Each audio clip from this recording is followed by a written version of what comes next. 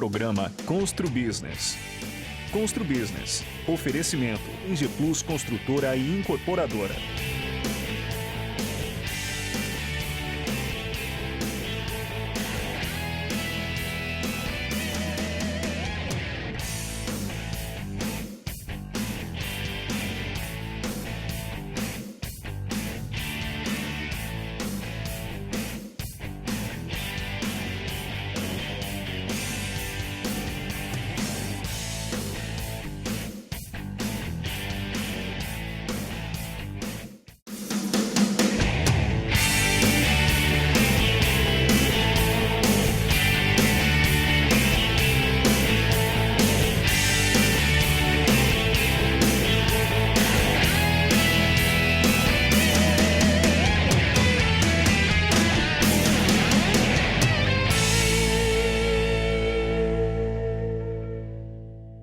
Olá, estamos começando mais um programa Constru Business. Muito obrigado pela sua audiência. No programa de hoje vamos falar sobre administração de condomínios e síndico profissional. Nossos convidados são Andréa Silva Santos, diretora da Silva Santos Gestão Condominial, e Walter Pérez, síndico profissional. Muito obrigado pelas presenças. Andréa e Walter, administração de condomínios e síndicos profissionais. Quais as responsabilidades de cada um? A administradora em si, ela trabalha de acordo com o que o síndico determina, né? Mas eu acho que hoje, pelo perfil do síndico profissional, a administradora ela ainda está num lado mais operacional, mais burocrático, mais fiscal, né? A estrutura do síndico profissional é um pouco diferente, né, da estrutura de um síndico doméstico. Então, até porque ele é mais capacitado, então, um lado mais de consultoria, aquela dependência da administradora nesse lado, acho que o síndico profissional já está suprindo isso, né, Walter? Você não acha? Sim, eu até sempre digo assim, a administradora é uma parceira do síndico, né? Antigamente, a gente tinha muito aquela coisa assim, a administradora e o síndico morador na realidade não conseguia fazer nada, não sabia fazer nada, e ele dependia muito da administradora.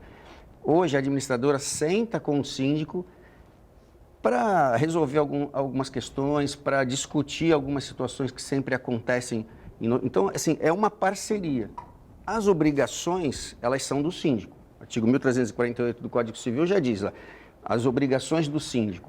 E aí, o síndico precisa da administradora como parceiro. O síndico não sabe fazer um departamento pessoal, o síndico não sabe, ou a grande maioria, de repente, gerar uma guia de tributos, e isso a administradora faz. E a própria legislação e tudo que acontece em vários condomínios, a administradora vai pegando essa experiência, né, e vai compartilhando com a gente, e isso a gente vai entrando em sintonia. Quais são as responsabilidades em si de uma administradora de condomínio?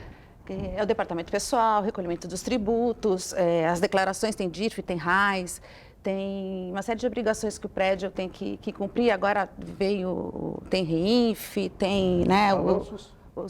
E aí tem balanços.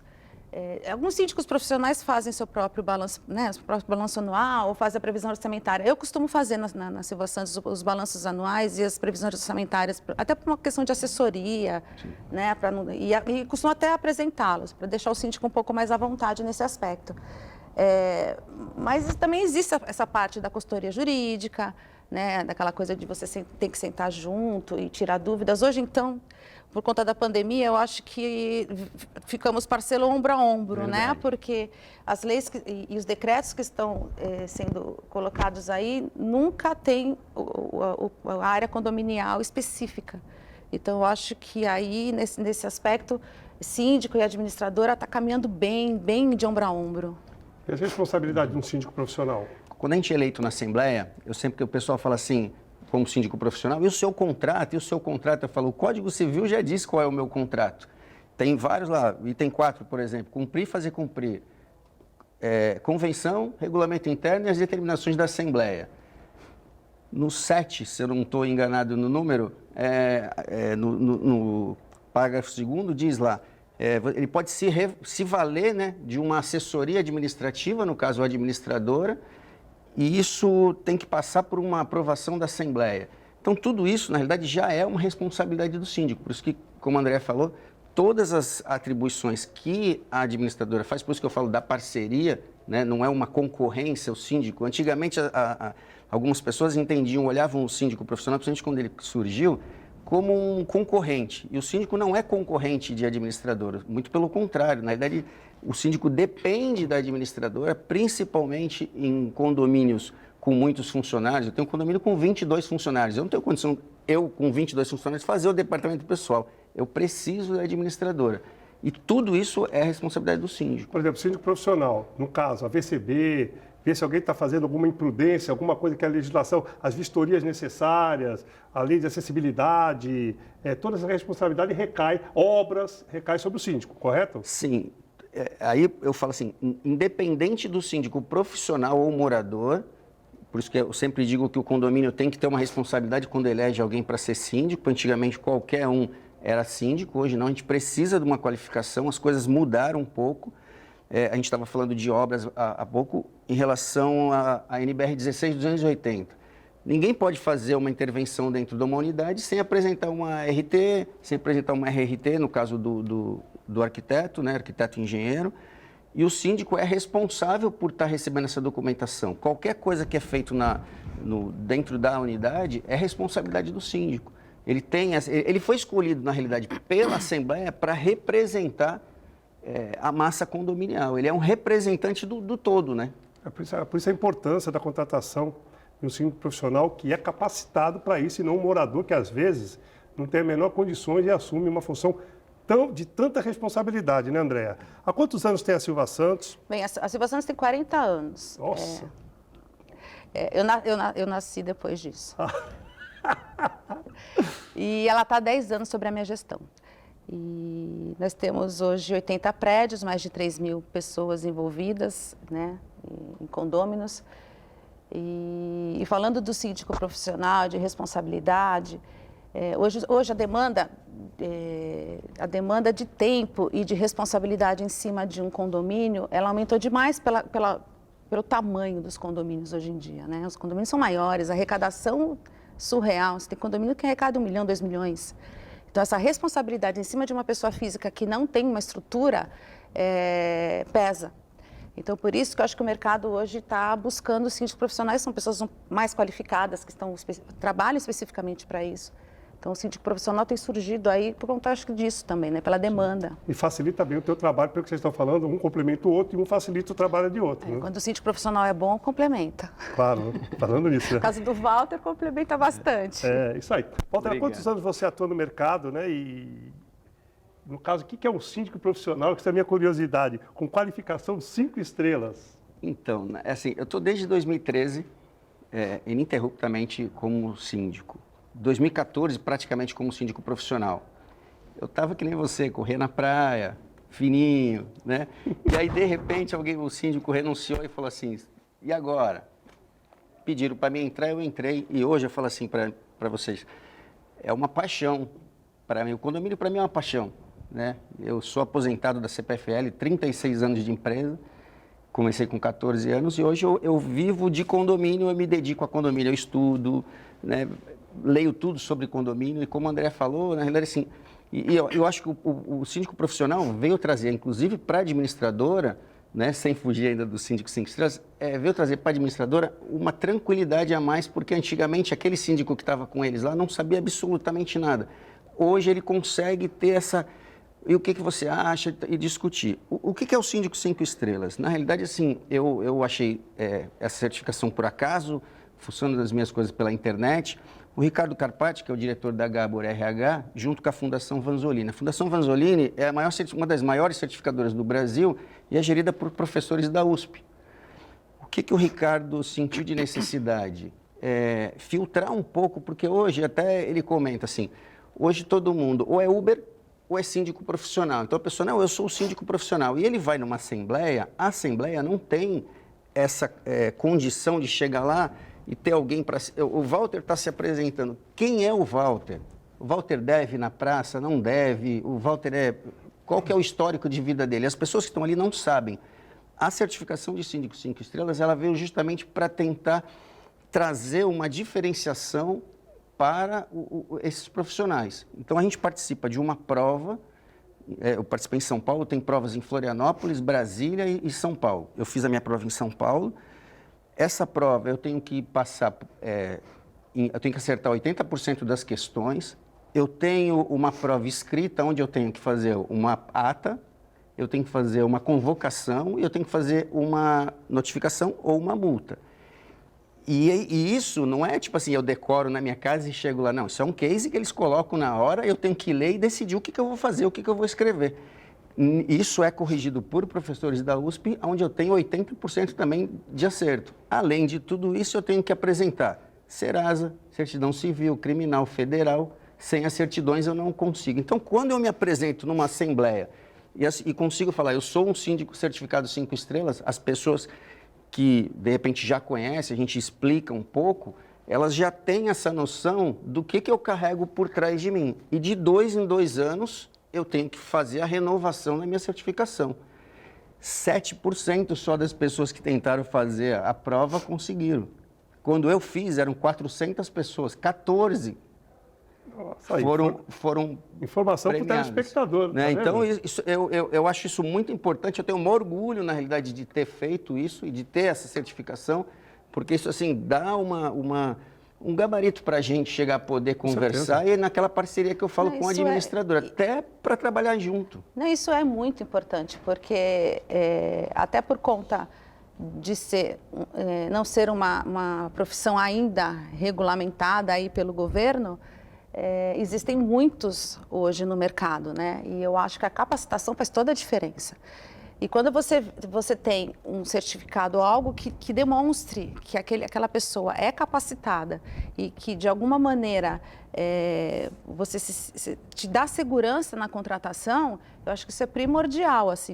E eu acredito até que existe a necessidade dos síndicos profissionais se unirem para que isso seja, de alguma maneira, obrigatória, como nas administradoras nós somos obrigadas até o CRA, o Cresce para o corretor. Eu acho que o síndico profissional precisa também ter alguma certificação nesse sentido para que dê um pouco mais de segurança no mercado, porque você falou, todo aposentado se lança como síndico profissional, né? Pessoal, vamos para o intervalo, estamos estourados no tempo, voltamos logo.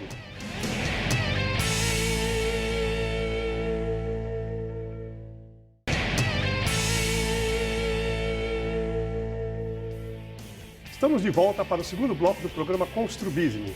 No programa de hoje estamos falando sobre administração de condomínios e síndico profissional.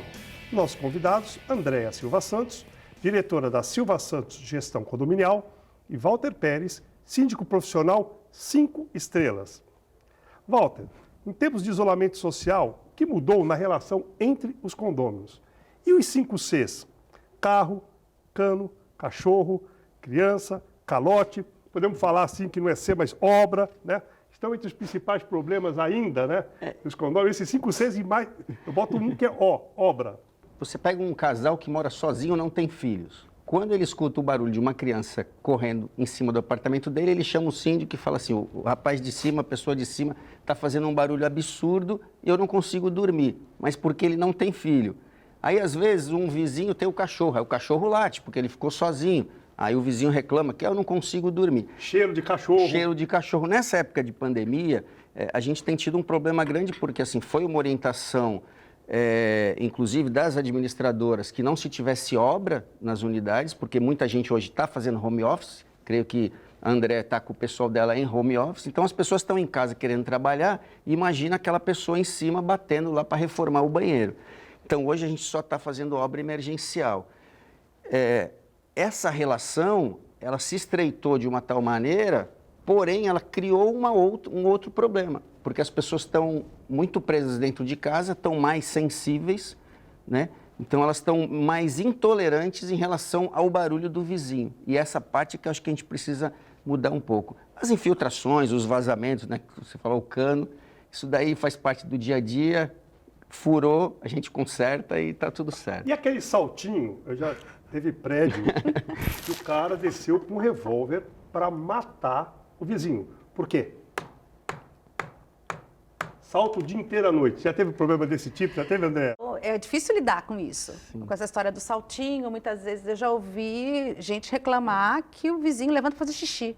Ah, mas eu escuto toda noite ele ia fazer xixi. Recebi hoje essa reclamação. Nossa, pessoal, olha que curiosidade, viu? Então, é complicado lidar com isso. Só que as pessoas precisam entender que o barulho que se fala da convenção é o barulho que perturba a comunidade condominial, não necessariamente só o morador. Sim.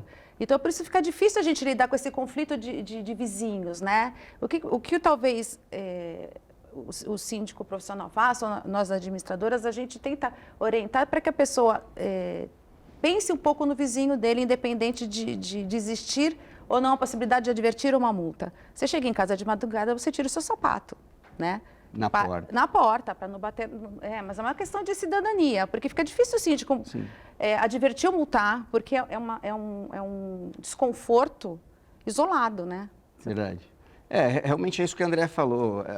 Infelizmente, o comportamento humano pensa muito no si próprio, dificilmente pensa no coletivo. Então, quando a pessoa chega em casa e ela pensa no vizinho, ela tira o sapato na porta. E hoje ela está tirando por causa da pandemia, né? Então não custa nada, na realidade, tornar isso um hábito. Eu acho que a tolerância também ela tem que ser levada em conta e o respeito, né? Por exemplo, aniversário, 3 vezes por ano, um apartamento faz aniversário. Vai ter um pouco mais de barulho, mas vai ser aquele dia no ano. Tem que também ter o entendimento, né? E a compreensão que isso não é um fato diário, não vai ter balada todo dia no apartamento. Tipo a live do Alok, né? Então. Tem que entender, né? É isso aí. Bom, André, ainda nessa questão de isolamento social, o que vocês têm visto assim de mais criativo ou diferente, né, que os condomínios vêm fazendo, que os condomínios, melhor dizendo, vêm fazendo para trazer um pouco mais de distração para os moradores? Eu acho que, olha, essa pandemia está sendo uma aventura para os síndicos, né? Porque você tem que lidar com essa coisa da criatividade, de você fazer, provocar o bem-estar do condômino dentro do seu imóvel ali, né? Então, tem alguns síndicos que promovem clubes de solidariedade, tem outros que fazem, né, na área comum ali, eu vi no Cap Ferrat, em outros prédios, onde tem DJ tocando, tem clube de vendas pelo WhatsApp, as próprias administradoras estão começando a disponibilizar uns aplicativos aí onde você consegue fazer isso pelos aplicativos das administradoras, só que você ainda tem que lidar com o quê? Com aquele condomínio que não quer, Então, é uma questão de criatividade, é uma questão de você olhar para a necessidade do condômino que está ali no isolamento, está depressivo, traz um pouco mais de alegria, mas mesmo assim ainda gera um conflito que você tem que lidar com quem não quer. Né? Você sabe, o síndico do prédio do Alok teve que lidar com 2, 3 condôminos que odiaram ali a apresentação do Alok. Embora tenha sido aprovada numa assembleia virtual. Você tem a postura do síndico hoje, profissional ou não, nessa época de pandemia onde está tudo muito diferente e muito conflitante, está mais difícil, está mais complicado. Eu passei por isso no Fusion. Na realidade, o Fusion são 276 apartamentos e 240 salas comerciais. Uma cidade. Então, 276 apartamentos, as pessoas estão confinadas. Então, foi proposto por uma moradora um DJ na área da piscina para fazer um evento. Consultamos os moradores, a grande maioria aceitou, a gente colocou. Fizemos a primeira semana, foi um sucesso. Na segunda semana, os próprios moradores se organizaram para fazer. Uma vizinha chamou a polícia, chamou a guarda municipal, com 1h30 de evento, nós tivemos que desligar o som sob pena de multa de R$3 mil da guarda municipal. Nossa. Acabou o evento. André, segundo os dados do Secov, as inadimplências dos condomínios em São Paulo, pelo menos em março, no início da pandemia, chegou a 19,3%. Né? Como está a situação dos prédios? Obviamente existe a inadimplência, né? Porque bares fecharam, uma série de comércio fechou e as pessoas perderam as suas rendas. Mas existem algumas medidas aí que alguns que podem ser feitas, né? Embora ainda no modo precário, né? Porque a gente não tem legislação, tudo precisa ser aprovado em assembleia, a gente muitas vezes não tem a possibilidade de uma assembleia virtual para isso, mas alguns condomínios suspenderam aquela arrecadação extra, porque deixar de arrecadar despesa ordinária não há possibilidade. Usar fundo de reserva para suprir também não há possibilidade. O que você pode hoje, talvez, é usar o fundo de reserva aprovado em assembleia virtual ou não, ou a posteriori, ou a de referendo, usar para uma inadimplência eventual, mas você precisa arrecadar, não tem jeito.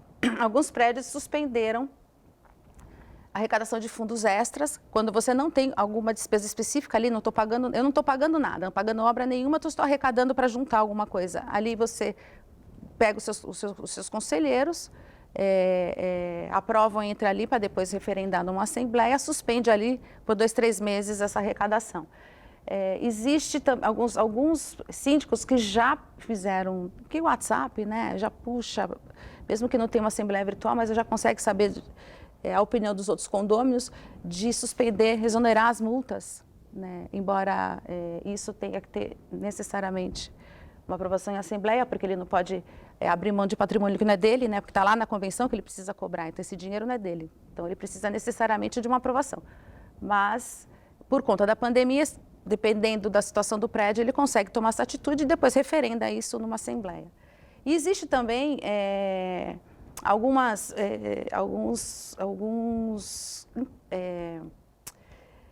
por exemplo, o CONASE disponibilizou aí um valor e jogou no mercado, onde você consegue, através de cartão de crédito, você pega a parcela do teu condomínio em 12 vezes, com algumas parcerias, com algumas administradoras. O Sérgio Craveiro está aí depois para falar sobre isso. Para ajudar um pouquinho. Para ajudar um pouquinho. Então, você acaba usando isso, dá uma facilitada aí em algumas questões. Vamos para o nosso intervalo, logo estaremos de volta.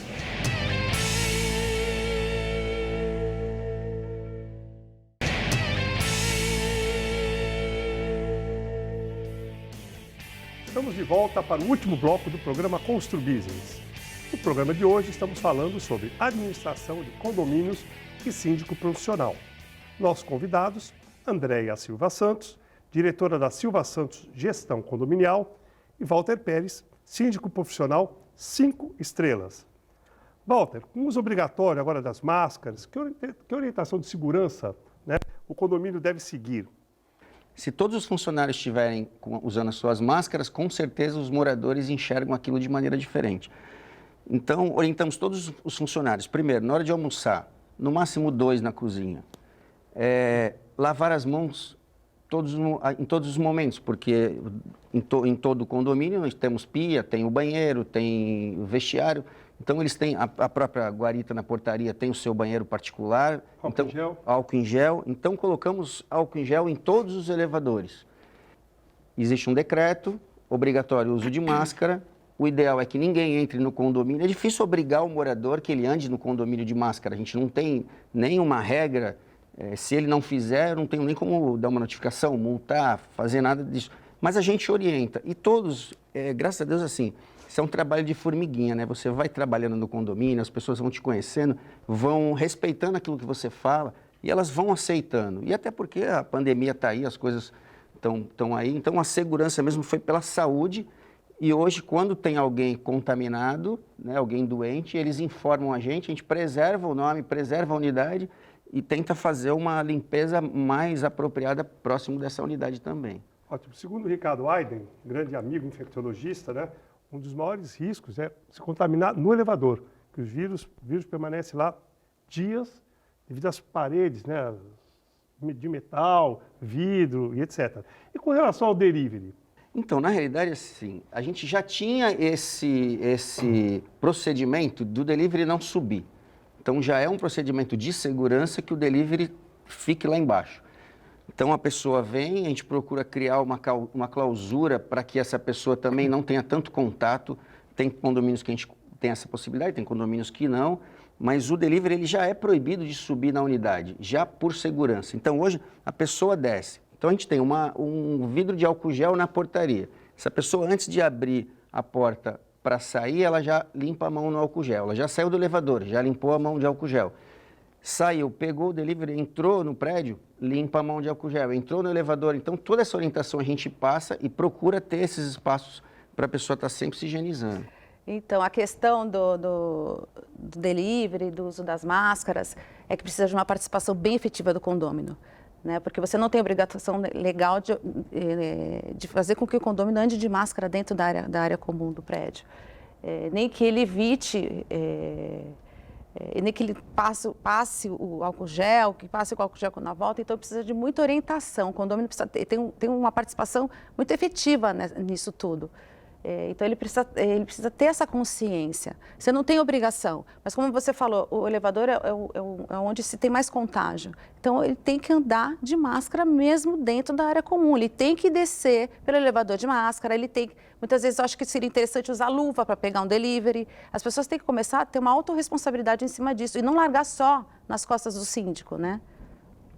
E uma coisa que pode parecer incrível, mesmo o Ricardo Aiden comentou, que o pelo do cachorro é muito perigoso ele se contaminar durante os passeios. Então, mas aí não tem como evitar que as pessoas saiam com os seus animaizinhos, mas é também um risco importante a gente falar para o nosso telespectador.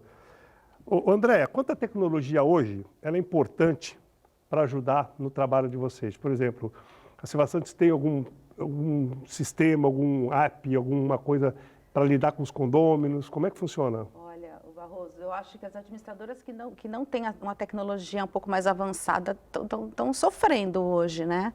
Porque home office, você tem que evitar um pouco mais de papel. A gente está orientando os condôminos, aqueles condôminos que têm a possibilidade de receber só os seus boletos por e-mail, seria interessante, porque o papel contamina também, existe essa possibilidade. Então, a tecnologia veio aí para tanto as lives, a nossa comunicação hoje virou tudo por tecnologia, né?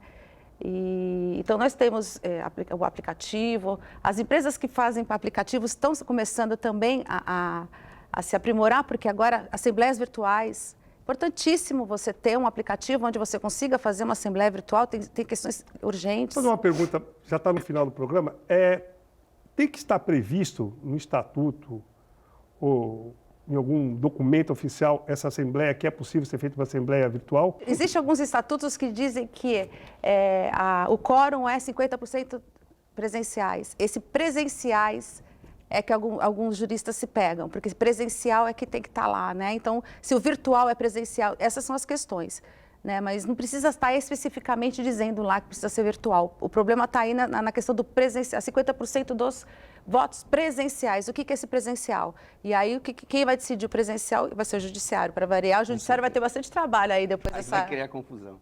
Bom, felizmente estamos chegando ao final do nosso programa, um programa excelente, aí que daria pelo menos mais aí 2 pautas, né? Quero agradecer muito a Andréa e o Walter pela presença aqui. Quero agradecer aos nossos telespectadores pela audiência e dizer que na semana que vem estaremos de volta, se Deus quiser. Um grande abraço.